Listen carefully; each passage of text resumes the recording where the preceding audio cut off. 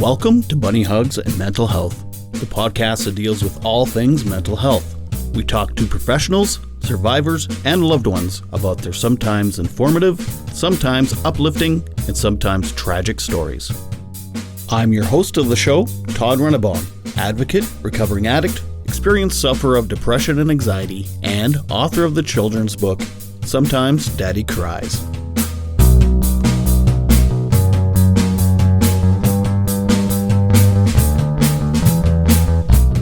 Hi everyone, I am Todd Rennebaum, and this is Bunny Hugs and Mental Health. This week I have another amazing guest, but first I just want to thank all of you for listening. This is episode number 10. Honestly, when I started this whole thing, I thought I'd maybe do 3 or 4 episodes and just, leave it at that, do a small series. But you know what, I'm hooked. I love it. I love talking to interesting people. I love learning things about stuff I didn't know about mental health and whatnot. So thanks for listening. Thanks for being part of this and watching me grow. Not me grow, but watching the podcast grow, I suppose. If this is 2 years down the road and you're just catching on, thanks for listening. Thanks for catching on. I'd especially like to thank Kaylee Kiki Gladys, that's her Instagram handle. A very special thank you for listening. She had shared some stuff and sent me some very nice messages, and actually she's going to be a guest on the show in a few weeks. But this week on this episode, I am speaking to Angela Singer. She's a lovely young lady, and she has, she's in recovery from addictions, eating disorder, and also she is working on her borderline personality disorder. She tells her story about dealing with all those things and some childhood traumas, and she discusses and lets us know how she dealt with all this. And it's an inspiring story because she's in recovery of all of these things, so it is possible to recover. So without further ado, I give you Angela Singer. If you don't mind, could you tell your story about the sexual abuse, the self-harm, the eating disorder, the addiction, and all that? Just go back as far as you'd like and kind of tell your story. Sure. So I guess where my kind of demise started, I was about 5 or 6 years old. I was sexually abused at a soup kitchen, and a lady from the church that we were attending had noticed what was happening. So she pulled me aside and, did the thing, explained that what happened wasn't right. You shouldn't let people touch you there. But then she said that I shouldn't have been wearing the shirt that I was because it was kind of had some holes in it and stuff. And she told me that kind of, when you wear those type of clothes, that invites people to do those types of things to you. So, and when it was happening, I honestly had no idea what was happening. Like, I was too young. I didn't really know, didn't understand, I guess. But what I do recall very much so in that moment when those words were spoken to me, I kind of internalized everything. I felt like I had just gotten in trouble, like felt very ashamed of myself and I did something wrong and it was my fault. And I think that's when I really started to internalize, a lot of bad things, and the spiral of the shame and the self-hatred all kind of began there. Yeah, so that's kind of when I started to a lot of self-hatred and a lot of shame. And I never told anybody about it either because I thought that I did a really bad thing and it was all my fault. And if I told people, then, God forbid, people would know what I've done. And, so I never talked about it. And of course, there was other kind of factors going on too, things at home, things at school, whatever else that, fed into my issues. But I had started to cut my wrists and self-harm, I suppose, when I was around 10 years old. So I was quite young, and I don't really know what made me do it, or I don't know, it kind of provided some sense of relief. I'm not really sure how to quite explain. So the self-harm started quite young, and then a couple years later, the eating disorder came into play. So I would bulimia with, and sometimes like anorexic tendencies kind of thing. So I would make myself throw up after eating, or I would binge and I would purge, or I would severely restrict myself from certain foods, or, try and starve myself as long as I could, things like that. So that was around 12. And then, yes, when I got a little older, like 13, I started drinking, I guess. And then 15, drugs and alcohol. And it was just kind of a spiral from there, I suppose, with the self-harm, the eating disorder, the drugs, the alcohol, all of it at the same time, basically. And then when I was 21 years old, I had ended up in the psych ward. I was not in a very good place in my life at all. I was very suicidal and had a lot of issues going on. And at that time, I was diagnosed with borderline personality disorder, which I had never heard of before. So the lady showed me a video, like a YouTube video of this woman who had borderline personality disorder, and she was talking about her experience with it. And I just remember sitting there like crying happy tears because I resonated with pretty well everything she said. And it was honestly one of the first times in my life I felt like fully understood by somebody. And I just kind of felt like there was maybe an explanation for the way that I was. And, so it was an interesting kind of thing. And then things got a lot worse when I got out of the hospital with the drugs and the alcohol and whatever else. I ruined a lot of friendships and ruined a lot of things in my life and did a lot of things I wasn't proud of. And then when I was 22, I started going to 12-step meetings. I sobered up. And then I think it was a couple of years after that, I went to treatment for the eating disorder. And that's been a few years now, recovery for that. So how long have you been sober now then? Be 5 years in October, I guess. Oh, nice. It'll be 5 years for me in November. Oh, really? Nice. Huh. Good for you. Did you go to any treatment centers for your addiction, or it was strictly just through the 12-step groups? Just through the 12-step groups. I didn't go to any treatment centers for that. And what was in the, I don't know a whole lot about borderline personality disorder. Actually, I don't know very much at all. I know you mentioned you don't really understand it either, but what was in the video that you related to that? Yeah, I don't really recall the video too well, to be honest with you. How does that go? The textbook definition, there is, what do they call it? The DSM-5, the Diagnostic and Statistical Manual of Mental Disorders.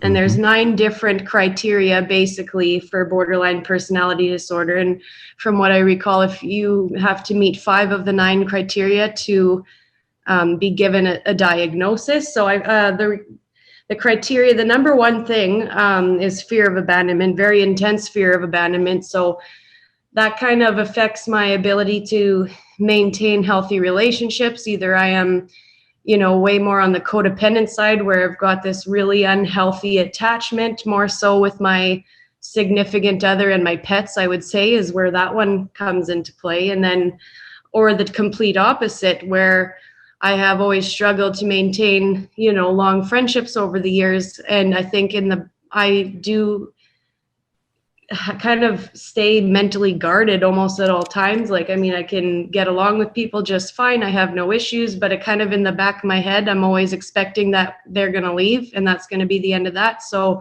we better just protect ourselves here in the meantime. And, kind of like a self-defense, but it's not even like a conscious choice. It's just kind of comes naturally, and I don't even, and I'm there's still a lot I am learning and that I don't understand. And I think now that I'm sober too, a lot of these characteristics I don't resonate with as much anymore, and I have often questioned this diagnosis at times, because a lot of things about borderline can, self-harm, intense mood swings, eating disorders, addiction issues, unhealthy relationships, fear of abandonment.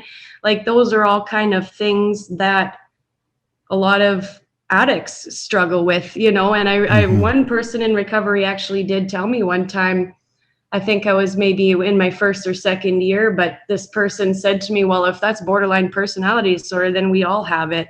And it felt very invalidating. And I was like, yeah, like she's right. This isn't even a real thing. I don't even know, you know. But then actually I was talking to somebody else I know that who is also given this diagnosis. And I asked her, I said, how do you explain this to somebody who has never heard of it before? And she said, honestly, I just say it's kind of like bipolar, but faster. And I was like, yeah, you know what? I like that. Like, I feel, and I don't know a lot myself about bipolar specifically, so I can't really speak much to that. But from what I do understand is that the kind of ups and downs can be over a prolonged period of time. Whereas with borderline personality disorder, like I can wake up one day and feel like completely empty and hopeless and not suicidal, but you just kind of, I don't know, you got nothing to give and you don't even know why. You try and think of what triggered it. You don't really know. And then the next day it's like you're a totally different person and you're totally, you know, it's like it's exhausting. It's like a roller coaster, you know. And the intensity of the moods, that is one thing that I do understand. What I've been told about this diagnosis is we kind of feel everything in extremes.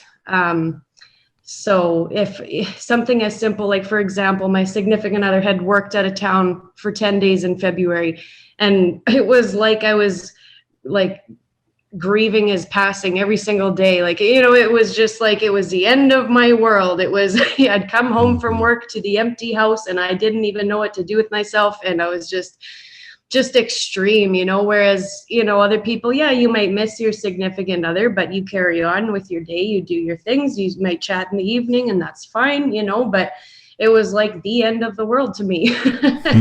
So, or like just simple things that maybe shouldn't upset a person as much as you think it might, and it seems a lot bigger in my mind than it really is. And it's kind of hard then to decipher what's real and what's not when you're always feeling everything to the most extreme intensity, you know. So but yeah, borderline personality disorder, it's kind of frustrating for me because I really don't understand it. And I feel if I don't understand it, then how do I correct it? You know what I mean? If you don't really know what's going on.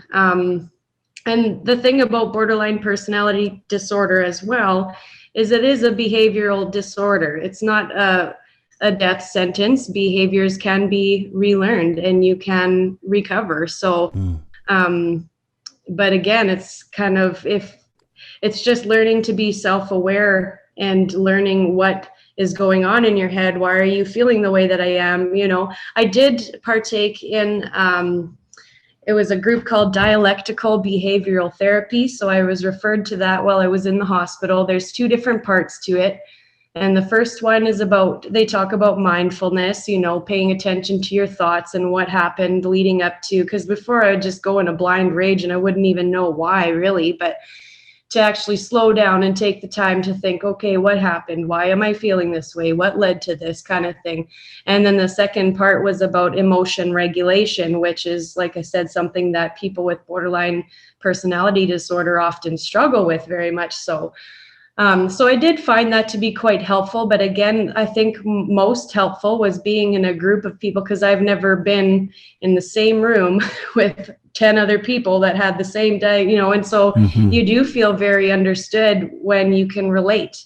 And so to hear these other people talking, it was like, you know, it made sense to me. And I felt, I don't know, just the unity, right? You felt like you weren't alone and you felt understood. And I think that goes a really long way. I did find that to be very helpful. But I mean, now it's kind of, what's next? Like, what do you do now? Like, I still have a lot of questions. Yeah. Still doesn't make sense to me. So I honestly don't talk about the borderline thing a whole heck of a lot, because I don't know how to describe it and I don't feel people understand it. So then I just don't talk about it, I guess. Huh. Are you on medication for it specifically? No, I'm not. You're not on any medication? No, I was prescribed some medication when I was in the psych ward. That was 5 years ago now. And I did take it briefly for a few months, but at that time in my life, like I was just drinking so much and doing so much drugs, like it wouldn't have really, like I didn't think that it did anything anyway. So I just quit taking them, when in all reality, the fact that I was drinking and using on a daily basis was probably what was making me feel the way that I was. Right. I know a guy that I was in treatment with. He told me he was diagnosed with bipolar, and he thought for like years he was bipolar until he got some sober time. And he kind of said like you're kind of saying, like, I don't actually know if I'm bipolar or if it's just the effects from drinking and drugging for so many years, and now that I'm sober, Right. I don't have these symptoms anymore. So I bet you a lot of people with addiction that are diagnosed with things probably do question that quite a bit, especially once they get sober. So Mhm. that's probably a very normal thing that you're thinking, but not to say that you do or don't have it. I'm just, saying that Right. it's very normal to second guess. Well, and to Um, read, to read over stuff about it now, I really don't resonate with a lot of the things anymore. But I think the two biggest things that are the most prevalent in my life today is probably just the intense moods, like the extremes, the feelings of extremes, and a very, very intense fear of abandonment that affects my ability, sorry, to maintain healthy relationships. mhm, Those are probably the two biggest things I really feel now. right. And I know, like, even I was diagnosed with chronic anxiety and depression, which I still have anxiety at times, but I got to tell you, better than any medication or any treatment I took for my mental health problems, the best thing I ever did was getting sober. Like, that just 1,000 times made my depression better, and 150 times made my anxiety better. So I'm still on medication though, but anyway. Okay. You also had a eating disorder, or diagnosed with an eating disorder, and a couple episodes ago I did talk to a professional about eating disorders, and she discussed it a little bit, but she didn't have any life experience. She was just a professional, which is great to hear her side, but I like to hear your side with someone who's survived an eating disorder, and what that was like, and what you can kind of describe about that for people maybe going through it. Yeah, so the eating disorders are kind of tricky. Honestly, I don't think any two eating disorder is the exact same. When I went to treatment, it was really incredible to see how many different types of people, different shapes, different sizes. You got men, you got women. Like, I think when people hear eating disorder, you kind of have this stereotypical vision in your mind of like a female that's about 80 pounds and you can see all her ribs, and that's what you think eating disorder is, if you don't know Right. a lot about it. But when I went to treatment, it was just really incredible to meet different people and hear what their experience was like, because it was completely different from mine. Or everybody kind of has their own quirky little habits around food, or different triggers, like different foods that are safe for them, whereas it might be a complete trigger food for somebody else. Or so yeah, the eating disorder thing is a little bit different. But for my experience, I guess, so in the beginning, like when I was young, it would just kind of be like a once in a while, like when I was 12 and it was all first starting, like if I overate a little bit too much at a holiday dinner or something, I would sneak off to the bathroom and I would make myself throw up. Or so it kind of started off like that, and then it progressed over the years. I would say, going into high school, it started to become more frequent. And then I would, if I say I had the house to myself or something, I would eat as much food as I could. Like I would just totally binge on all this food, and then I would make myself throw up intentionally, knowing that that's what I was going to do going into it. Or I would just restrict myself. I kind of went through phases with it. Like Mm. I would go through phases where I would only eat like a handful of different things. And if I ate anything outside of that, even if I didn't binge on it, it was just not something that was one of my safe foods, I would still get rid of it. So yeah, it was just kind of a back and forth. And a lot of people too, I feel, think that eating disorders are about like, you know, like a really vain obsession with your body and how you look and whatever else. And honestly, it's quite opposite, really. It comes from a very deep rooted place of self-hatred, and you hate the way you look. You hate, and it's so much deeper than just the way you look. It's all about you yourself as a person. And you don't just hate your body, you hate everything about you, you know. And I've also heard that eating disorders are about control, which when I first heard that was very kind of curious to me, because when I was, you know, in the middle of a food binge, I did not feel like I was in any kind of control. If anything, it was quite the opposite. I felt like the food was in control of me. Mm-hmm. But I think when it came to the binging and the purging, for me, it was more about a numbing in that kind of a sense. But then when I was starving myself and restricting myself, it was an empowering kind of feeling. You did feel like you were in control, like over yourself and your body. And I denied myself this food. And, you know, when you get so hungry that your stomach kind of starts to feel like it's, you know, eating itself almost. And you do feel a sense of control and a sense of power. And I think it becomes just kind of a coping mechanism, the back and forth between feeling like you are powerful and in control, and then feeling completely powerless and just numbing out, you know. So again, though, everybody's experience with the eating disorders and the food is so different. Towards the end, like, it was really bad. Like, I would wake up in the morning, and it would be very similar to like the addiction, like with the drugs and the alcohol. Like, I would wake up in the morning and I would say, okay, Angela, we're not going to binge today. You're not going to make yourself throw up today. We're going to do different this time. You know, like, at that point in the game, like, it was 12 years, I guess, for the entirety of my eating disorder. And, you know, by the end, I didn't feel like I had a choice in it almost. It just consumed me. And I knew in the morning when I woke up with a fresh mind that I didn't want to do this. But then as the day would go on, or whatever would happen, come up throughout my day, or even just an opportunity would arise to binge and purge or whatever, like, all of a sudden there you are and you're in it. And it was different, like, not different, but it was interesting for me too. But if I say binged and purged once and it was earlier in the day, anything I ate after that, I would throw up. So if I did it once, the whole day was pretty well a write-off. I would just continue, or say I was at home all day by myself. Like I said, if I did it once, you know, I would get rid of it, and then I would kind of whatever, try and relax and hang out and maybe make it about an hour. Next thing you know, I'm back in it again. And it's like, I don't know, just that attitude. Well, you already did it once, and then everything else was just, so then I would try and make it as late in the day as I could. Like, I would really try it this time, you know. And it was, yeah, it was such a miserable place to be, because you need food for your whole day. Like, your body needs food. And then when you have such an unhealthy relationship with it, and your whole day you need food, you know, you are just, it's like you're there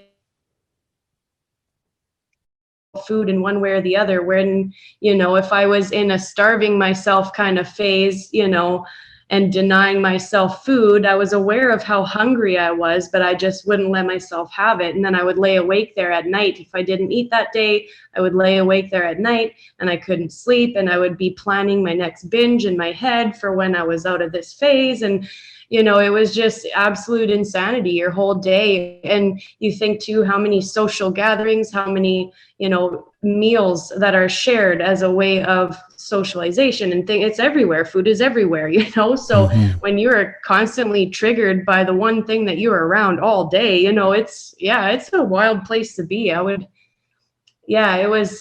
was very miserable, that's for sure. So between the eating disorder and the addiction, I mean, your mind was pretty busy all day. Yeah, and it was interesting how the addiction kind of and the eating disorder played into each other too. Like, if I was, say, smoking marijuana and you get the munchies or whatever, well, there you go. You can just binge and purge and it doesn't even matter, you know. Whereas, you know, I used to abuse a lot of pharmaceutical drugs and things like that too, where those kind of things kind of suppress your appetite. So then, oh, if I'm just going to be, you know, abusing these drugs, and then I don't have an appetite. Well, I would just kind of feed off of that as long as I could. I would go, so then I wouldn't have to feel hungry. I would just sniff these pills or do whatever else. And so it kind of went back and forth, and the drugs tied into the eating disorder very much. So, yeah. Do you think the eating disorder had something to do with your sexual trauma? I think I don't want to blame everything on the sexual trauma. There was a lot of other factors going on, at home and in school and things like that too. I think I just never knew how to cope, and I never talked about anything. I never felt safe. I never felt understood, and I internalized everything. And so I was basically just a ticking time bomb waiting to happen. And then, in my young mind, I found these things that I thought made me feel better, and I associated that with feeling better, and this is helping, so I would do those things instead. But I feel the sexual abuse definitely didn't help anything for sure. Mm-hmm.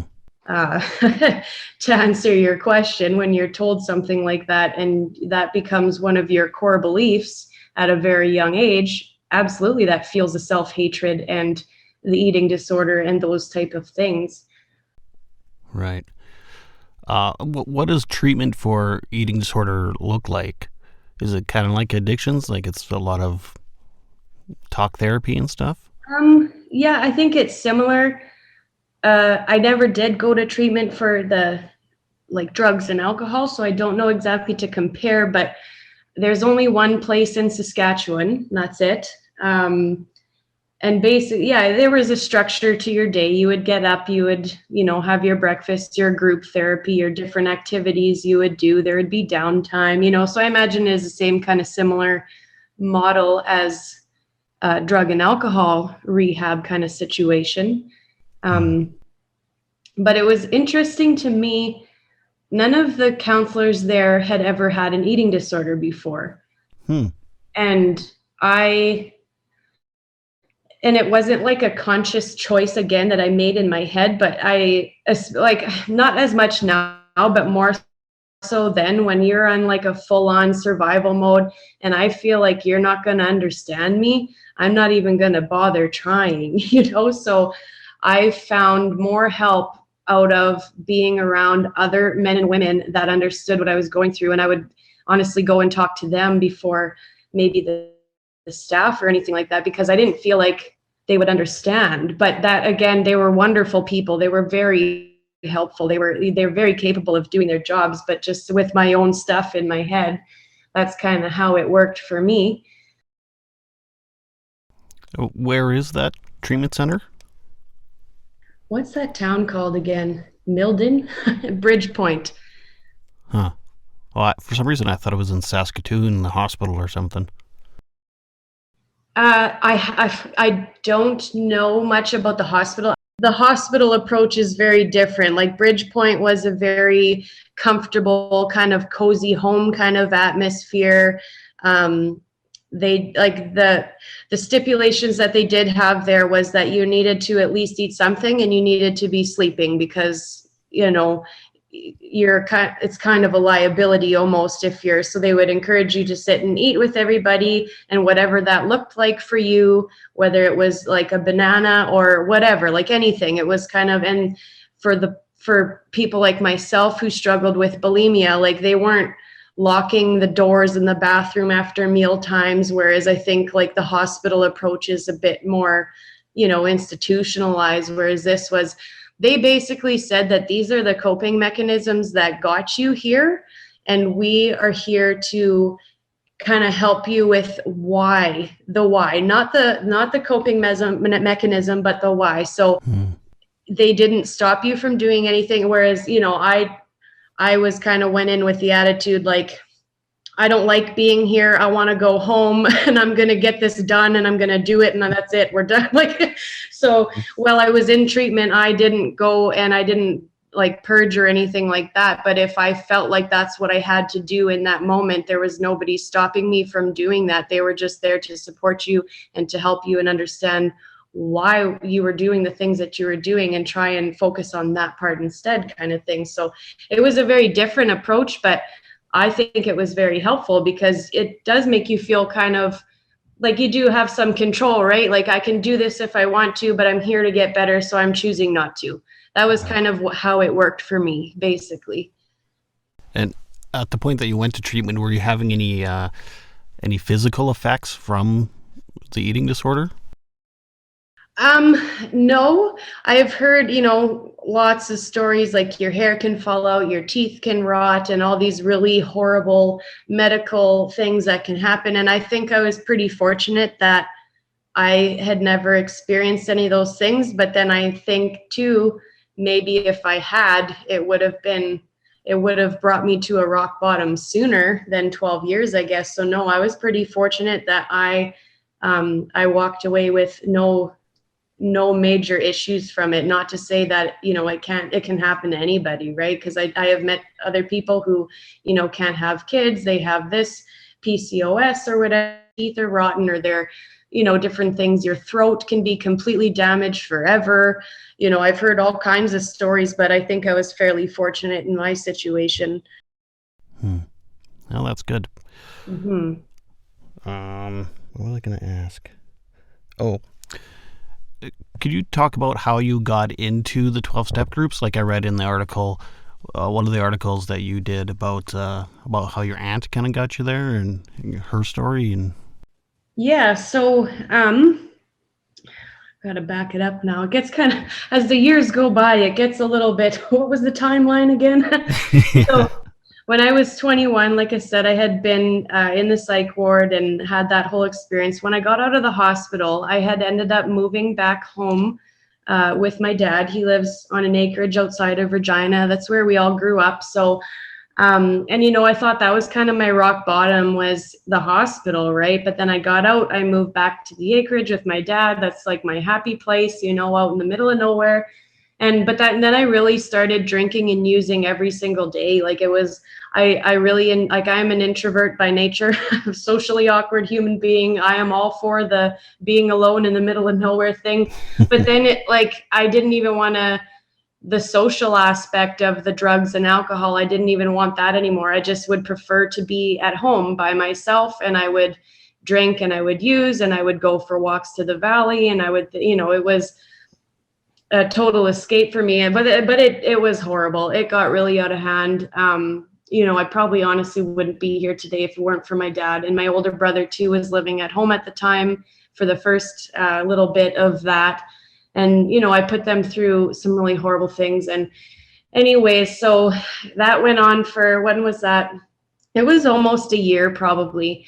And I knew that I was spiraling. I knew that, my life was entirely out of control. I was ruining friendships and I was hurting my family and myself. I had been arrested. They were going to charge me with assault, like all these really horrible things. Spent the night in the drunk tank. Like, when is enough enough, right? And Mm-hmm. my auntie, she lived in Moose Jaw, and she had been in Regina she was in Regina for something. And I remember meeting with her. She was getting a tattoo done, and I went there with her. And she was part of the 12-step programs in Moose Jaw. And I remember we were standing outside afterwards, and I was just crying to her. And, my life is so out of control, and I can't stop drinking, and, whatever, right? And she just said to me, like, I will never pressure you to come or do anything you don't want to do. But if you want to come out to Moose Jaw and come to a 12-step meeting with me, I'd be happy to take you. She had these pamphlets randomly in her car that she gave me. And so, okay, thank you. I took them and I went home and kind of tossed them in my dresser. And I wasn't, and I never touched them again. I didn't look at them again. I wasn't ready to stop, I guess. I was in this weird kind of limbo where I knew my life was totally out of control and that I needed to stop. But at the same time, I was totally consumed by these substances and I felt like I couldn't stop. And part of me honestly didn't want to, because I wanted those, but I also wanted to be happy and all these other things. And, you can't have it all, right? Those two things don't go hand in hand. That's So I right. guess I didn't want to put in the work. I didn't want to put in the effort. It was too hard. I didn't want to stop. I wanted to be still drinking and using and doing what I was doing, kind of thing. But, I also knew I was miserable. So anyways, I think it was a couple months later. Yeah. I hadn't talked to her again after that. And then she actually, she passed away. She had a brain aneurysm very suddenly. And that was the last time that I had seen her or talked to her. And so then I think I felt, well, a lot of things, obviously, the grief and the pain and the emotions, but I also felt a lot of guilt too, because I felt like I should have gone to that meeting with her. I should have made the time to go and see her. I should have this, I should have that, all those things that go through your head when you lose somebody unexpectedly. Mm-hmm. So I had contacted one of her friends and found out which meeting she had attended in Moose Jaw, which one was their home group. And so I had come out, my sister actually came with me too. We had come out to Moose Jaw for that meeting. And I don't really know why I went. I think I just was looking for some type of closure, or I don't really know. I felt like I should have gone while she was still alive, but I should go now just kind of to honor her memory. And I didn't really think that I would keep going back. Like I thought I was just going to go to that one night and I was going to do my thing and feel my closure and see you later kind of. But then just the tight-knit community that it was, they all knew who she was, and I had introduced myself, said who I was, and there was a handful of people specifically that came up to me afterwards, and like, I don't know, it was just kind of a surreal thing. There was one girl in particular, she's kind of my sponsor now, I guess. The whole time that she was sharing, it was like she was looking straight across at me the whole entire time, and it was like there was nobody else in the room. She was just kind of talking to me and nobody else was there, and I just felt like, oh my gosh, everything she said that came out of her mouth was exactly what I was feeling and thinking and experiencing, and I was kind of freaked out a little bit, to be honest with you. But I think just the outpouring of support that I got afterwards, and there was a few other people too that came up to me, and I connected with them right away, and it was just really kind of surreal. And I ended up coming back. No, I didn't go back the next week, but the week after that, I showed up again, and then I started coming every Monday. That was the only meeting I ever went to. I didn't even, at the time, I was still living outside of Regina. I didn't even go to Regina meetings. I just drove to Moose Jaw and went to that one meeting a week, And it took some time. Like, it was, when did I start going? It was in July, my very first meeting there. And it wasn't until October that I actually quit drinking. Like, I would string together a week or two here and there.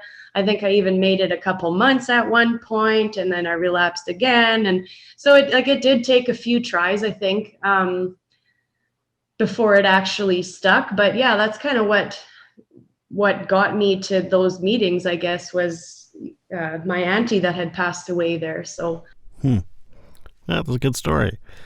So now we've talked about borderline personality disorder, your eating disorder, and your addictions. And you kind of gave some ages. You're 25 now, is that right?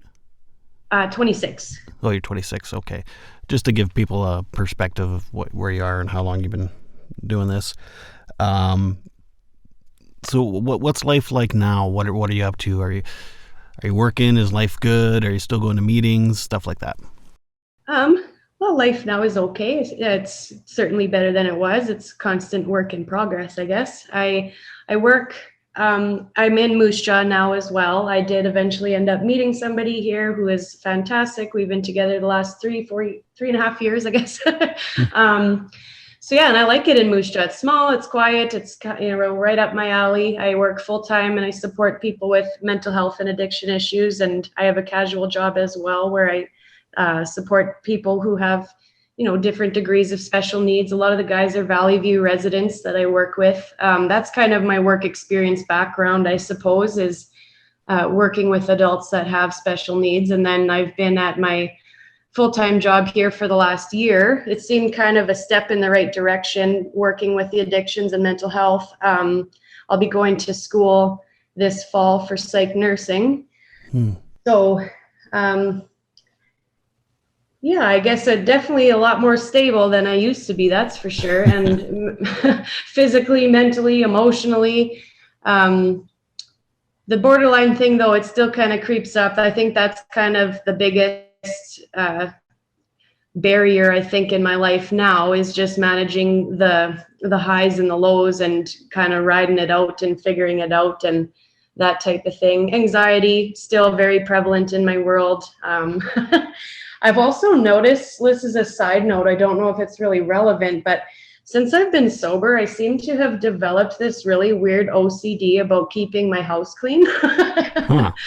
Which is pretty bizarre because, I mean, in the worst of my addiction, like, you couldn't even see the floor in my bedroom. I would like have plates and chip crumbs in my bed and had hair, and like I lived in my own filth, and I just, but I don't know, I've been told that the whole cleaning thing is also like a form of control, right? And then if my house gets too dirty or I don't sweep the floor, I get like really anxiety. Like, I Right. don't know, it's bizarre. Can't go to bed if there's a dish in my sink. Like, I don't know, so there's that. Maybe the clean house represents you being clean. So if the house is getting dirty, then you feel like you're maybe slipping in your addiction and mental health issues again or something. Yeah, it could be. I really don't know. Something I can control, I guess. I think, when you go about your days and there's so many things you can't control. Your confrontations with people, your job, different things, or your like traffic. Like, there's so many things you can't control, right? It just is what it is. And I don't know. I think people kind of just latch on to things that they can control, and it kind of makes you feel comforted almost. I don't know. Yeah. I don't know how to explain it, but How often do you say the Serenity Prayer? honestly, it's been a long time. I'll say that next time I'm power cleaning my house. Well, you can control that, so it's okay. Yeah, that's true. Yeah, Well, I'm not sure. well, it's great that you're working in mental health and addictions and get kind of giving back and learning from your life experience and helping others because of your life experience. So that's really fantastic. Well, yeah, Um, thank you. I find it is helpful when it comes to helping people like that, when you can understand it, right? yeah, Yeah. like I work at a Pine Lodge in the treatment center too, and it's like the first job I ever walked into on day one, and I felt like I was already good at my job because Yeah, I no just kidding. have that experience. You don't have to train me on how to be an alcoholic. I just already know, or a drug addict or whatever. And so, Yeah, no kidding. so going through the mental health system in a few different ways, do you feel the Saskatchewan, like the province, is doing enough to treat mental health and addictions with the like the health authority? Um, I'm not a too overly political person. I don't really have like facts and numbers and things to back this up. So this is strictly my very limited opinion from my own firsthand experience. Yep. There's definitely not enough resources, that's for sure. Like, when I was in the hospital, that group that they had referred me to, the dialectical behavioral therapy group, I think it took me about a year to get into that. And what else was there? When I was going to treatment for my eating disorder, they wanted me to have a counselor, to just so I had some support when I came back home. Right. And I remember calling, I was working in Regina at the time, and I called that whatever EFAP or whatever, the free counseling thing through the work. And it was this place in Regina, and I called them saying that I needed to be connected with a counselor. I told them my diagnosis, and I was actually refused or Really? denied. They said that they don't work with people who have borderline personality disorder because they don't know enough about it.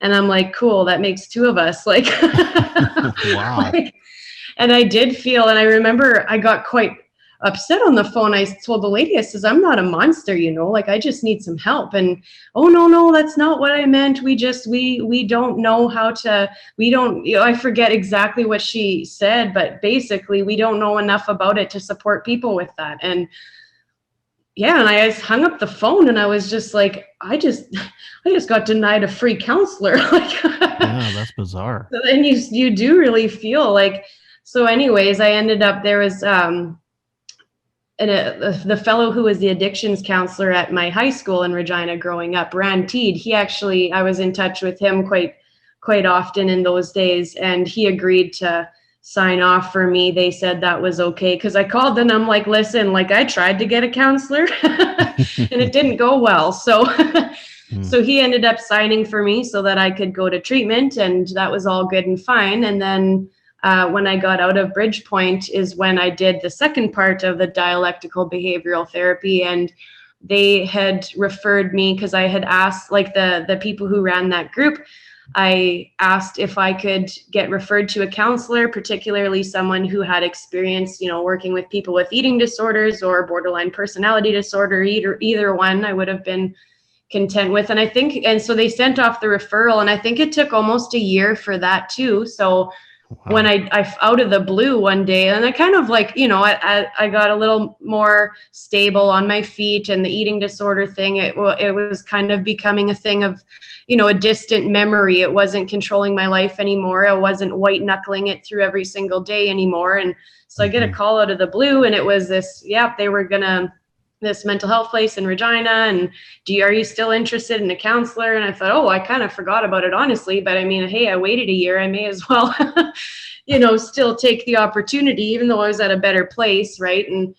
And I saw this person for about a month, and at the end of one of our sessions, this person told me that they felt we should take a break.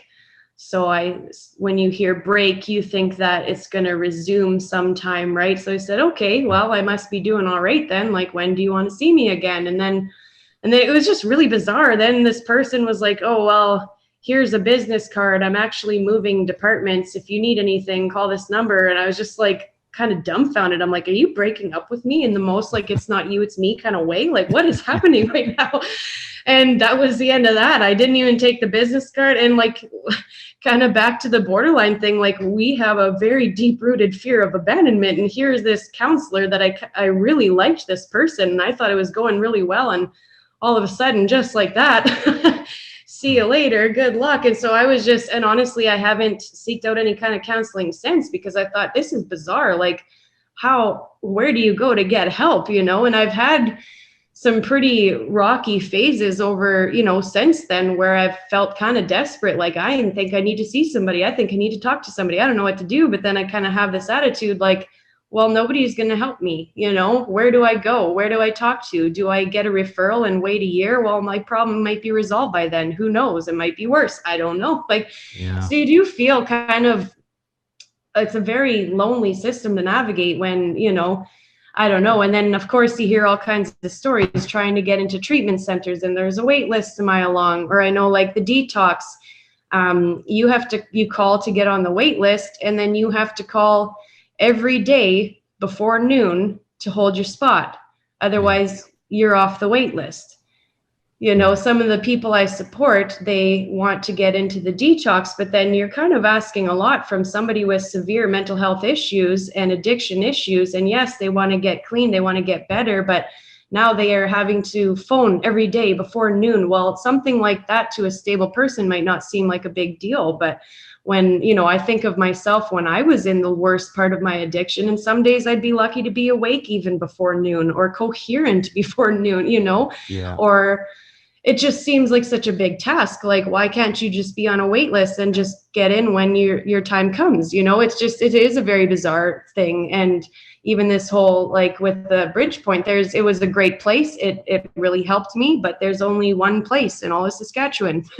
So, it's just, there could be a lot more for sure, more resources, more, I don't know. But again, like I said, I don't know facts and numbers and statistics to really back that up. But no, that's fine. I just wanted to know what your experience was like trying to navigate it, and if you felt it was adequate.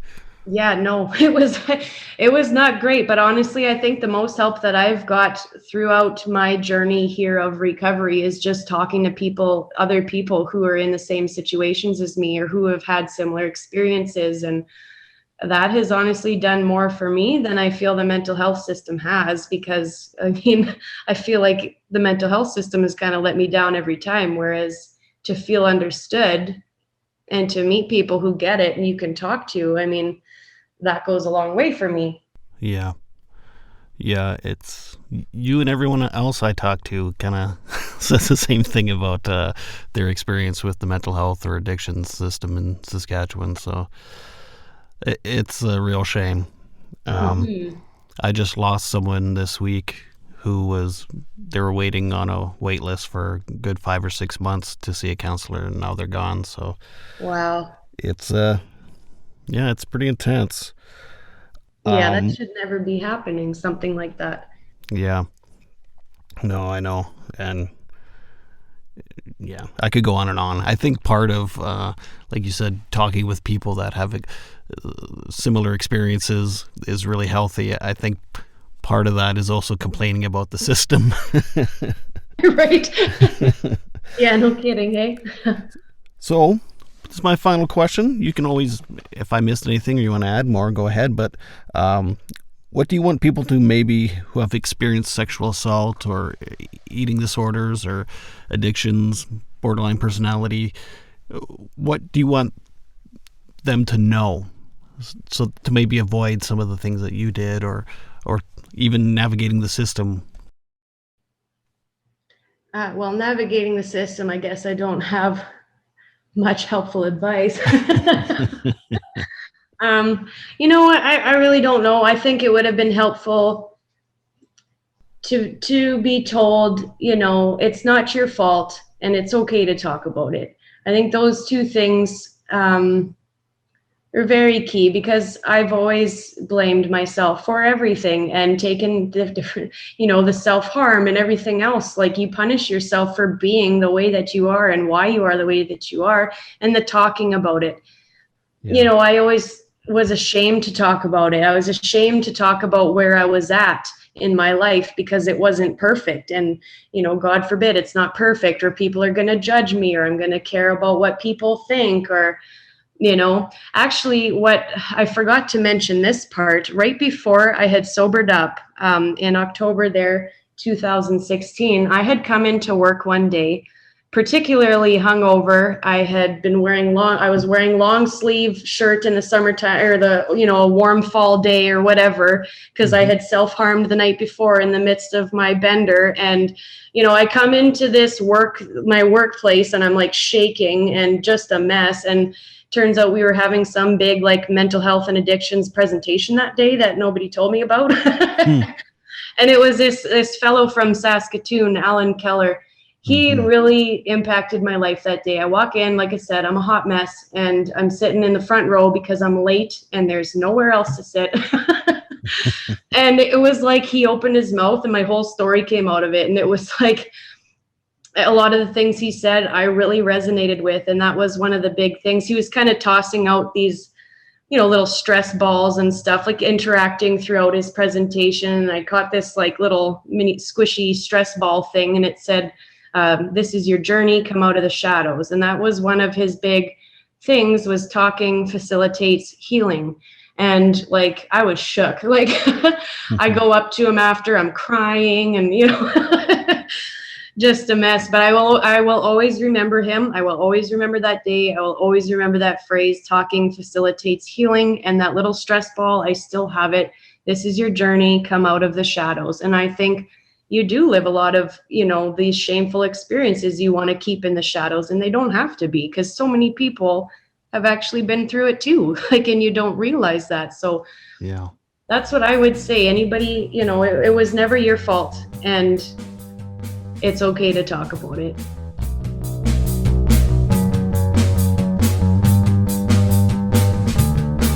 Thank you again so much, Angela.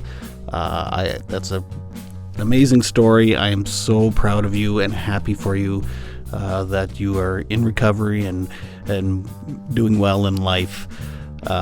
It's truly inspiring, and I hope others out there are inspired and you know, realize that no matter what you're going through, it is possible to recover and be happy. Now, my guest next week is a good friend of mine. I've known him for about 25 years. His name is Dan Scharflug. I think I say his last name right. I've known him for 25 years, and I'm still not exactly sure how to say his last name, but I think it's something like that. It's pretty darn close anyway. He is a veteran. He spent time in Afghanistan and in the military, of course. And so he's suffering from PTSD. He's had some anxiety issues kind of throughout his life a little bit too. We discussed that a bit.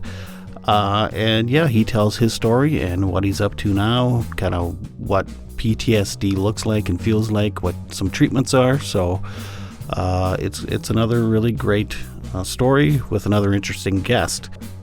If you were listening to this on Apple Podcasts, can you please rate and review this podcast? It's not for my ego. It isn't. I mean, I'm going to do this anyway. It's what it does is put me higher on the charts, and it does. I don't know what it does exactly, but it looks good. So then, when I try to get more guests, I book guests. Then they look at the rating, they check it out, and go, "Oh yeah, I do that show. That's great. This guy gets good reviews." And also, it makes it easier for other people to find the podcast. So, I think I'm very passionate about the podcast. I think it's a lot of important people are talking about important stuff. So why not help people to find the podcast and, maybe help them. Thank you for listening. This episode has been sponsored by Regina Plumbing and Heating. Call 306-585-2000 for all your plumbing, heating, and cooling needs. If you are having a mental health crisis, please call the Canadian crisis number at 1-833-456-4566. In Saskatchewan, the mobile crisis team in Prince Albert is 306-764-1011. In Regina, it's 306-525-5333, and in Saskatoon, it's 306-933-6200. Don't forget to check out my children's book, Sometimes Daddy Cries. Sometimes Daddy Cries is told through the eyes of a boy whose father suffers from depression. He sees his dad get sad, rest, and even go to the hospital, all while comparing his father's depression to a physical ailment. Available on Amazon.ca. I'll see you next time. This is Todd Renebaum saying, make your beds and take your meds. Bye.